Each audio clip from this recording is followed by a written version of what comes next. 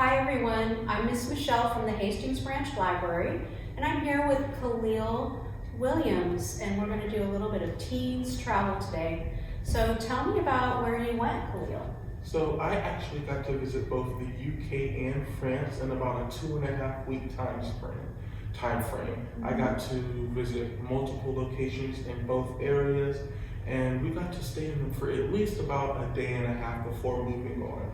So we all got to experience both the countryside, we got to visit the city. So we got to really take in everything the cities had to offer and not just a quick stop and go. Okay, where did you go first? So first we did land in the UK, we landed in Westminster. So of course, the first thing you get out, it's quite different from Florida, just to see all these ancient buildings, see all the architecture, the landscape.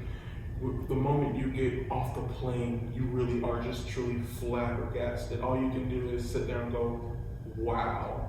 And then you went to different cities in the UK? Yes, ma'am. So we went from Westminster. We got to visit the common halls for where the Parliament meets. We got to see the Queen's Palace, both of them, and we just got to take pictures. Surprisingly, though you may see online how strict the palace guards are, they're also really friendly. They really love pictures, and if you ask them, they'll definitely tell you. They'll go into the deep history about what they do. They'll go into the history about how these were built, what it means to the people, which I thought was the most important, what it means to the people of the UK. And we also got to really see and feel a whole different atmosphere, not just what we're used to. I remember sitting in one of these restaurants in the UK near Scotland, and we were just eating a charcuterie board made of different cheeses and stuff, and the owner was just sitting there, and we were like, wow. We were looking at some of the different walls and textures, and we were just like, hey, when was this building built? And just to think that that one building had over 500 years of a story, how his family acquired it, how the different wars it's seen. Wow. And what building was this? This building was it was just a little cheese shop. He didn't have a cheese shop. He's been there for 500 years. Right. His family had acquired it for the last 200, but it's still standing. Wow. And I was surprised, very few renovations. Those buildings were just so well built back then that they stand very... No hollow corridors. Right. So was there anything really shocking that you kind of weren't thinking you were going to see, or not? The one thing I was really surprised about was, and I can remember Dover in London. Oh my goodness. If I could go back immediately there, I would. It's more of a countryside area with your hills and the different castles that are still, brick castles still standing to this day. And I was surprised. You could literally feel the castle, how cold it was. You could see the history in it. I just remember climbing the different ladders of this castle pretty much by myself, going up to see the old cannons, going up to see the old artillery. Of course, after a couple hundred years, it's completely safe, but right. But it was just amazing to see.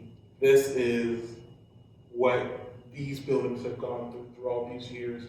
It's telling its own story almost. So we actually got a little treat as we went into France. We didn't fly or drive into France. We actually rode a cruise boat right up one of their canals into France. Oh, wow. So we got like one of the best experiences as we could literally lean over the deck. We see the Eiffel Tower over here. We see literally courtyards and huge more palaces over here. And we just get to see all of that along the beautiful canal, crystal clear waters. So that I could have got a better introduction into France. And did you stay in Paris for a day, or? So in Paris, we did stay there for about a day and a half. We went during the really busy season. So while I didn't go up the Eiffel Tower, just still to be able to go up there and literally touch it and see, all it had to offer was, it was just like, wow, because when you think about the history of the Eiffel Tower, all the things that could have brought it down throughout history, all the many wars, and it's still standing today, proud, almost once again, no renovations, other than, the little ones for safety so you can go up and down it safely. But it was just like, wow. I've never been to France. So of course I have all these images in my head of what I imagine it to be, but can you think of something that I might not know if I've never been there? Or something I might experience? So something that I was really surprised about is the local community around the Eiffel Tower. The first thing when you get near it, I would say about 100 yards near it, you hear all these running footsteps. They're running to you, to be the ones that be able to tell you about the Eiffel Tower. Really? Yes, it was amazing. They were all there to, running, dancing, singing. Just you get to see them in there. Just regular people? Regular people. Wow. Not profiting at all off of it. That's amazing. All they want is to share their story with the rest of the world. Tell me a little bit about French food that you experienced. That French food was definitely the biggest shock for me. It is very different from what we're used to here. So of course, when you think of France, you think of escargot, snail. And at first, I was a little hesitant to try that. But everyone else was like, oh, no, it's really good. So I finally tried a little bit of the escargot, and I was like, wow. It's a different texture, a different flavor. But it's one of those things, as you eat it, you want more of it. Really? And of course, also, it's the home of many, many, many different foods. So we got to try a little bit of this, a little bit of that. A weird tidbit is actually their crackers. As you know, their crackers, they age them like you would fine wine. Their crackers can last up to maybe 150 years.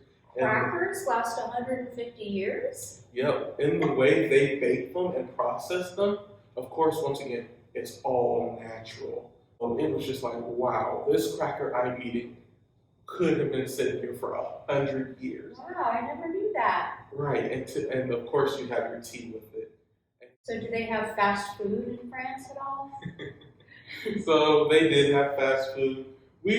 Thankfully me and my group were like, we're trying new stuff, we're gonna try new things, because we wanted to get more of the history of the places itself, of these cities, and the only way you're gonna find that is going to the locals. Of course, McDonald's has taken over pretty much everywhere. So you're going to see a McDonald's in every city, even overseas. Mm-hmm. And what was something, well, the crackers were very surprising. Was there anything else that, before you went, you had one idea of how it was, but when you got there, it was different? Mainly when we went to France, once again, I really thought that the language barrier was going to be an issue. Only because I had studied Spanish, not French before, because that's what I had studied. So when I got over there, I'm like, oh man, I won't be able to understand anything. I won't be able to, do things like the locals. But once we got over there, it's like, oh wow, they are really accommodating. Almost everyone knows English. A little funny story is actually also in France. We went in a little bookstore. It was really cool. They had a nice collection of books.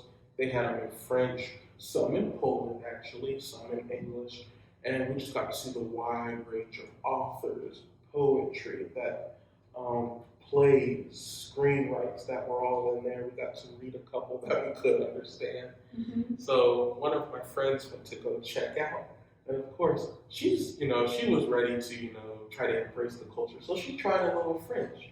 So she was speaking a little French to the bookkeepers and the lady checking us out. So her French was a little choppy. So the lady, after a little while, the lady goes, "Ma'am," and we were just like, okay, this lady speaks fluent English and is actually from America. Oh, she was? She was from America. So she had this complete American accent when she said "ma'am," and she was just listening to us try our all broken French for quite a while. But we all had a good That's laugh funny. about that. Yeah. And tell me about the group that you went with and how it all came about that you ended up going. So I went with a group called the Model United Nations. They have multiple clubs over different high schools all throughout the area. But our particular advisor, his name's John Miller. He absolutely believed in the United Nations part, that we should travel the world and experience all all the world has to offer. And how long were you there total? We were there for 16 days, not including travel time. And so tell me about the Model United Nations. That's a club in your high school? Yes, ma'am. So the Model United Nations is a public debate group, to put it simply. We would have mock debates based on the United Nations. So we could be covering any topic from, for instance, the humanity crises all throughout Asia, Europe, Africa. We could be covering wars. We could be covering even the U.S. Anything that was within the UN's globe scope was within our scope. So we learned how to debate. We learned how to get and speak in front of crowds. We learned how to just even embrace culture and, accept things that are different from our own. Anyone who thinks, even if you don't think you like, that type of stuff, I would highly encourage to join. It's something you just fall in love with. Oh, great. Well, thank you so much, Khalil, for speaking with us today and telling me all about your travels. And happy travels in the future. Thank you. No problem. I'm glad to be here. Okay. If there's some place you'd like to travel in the world, come find out about it at the library.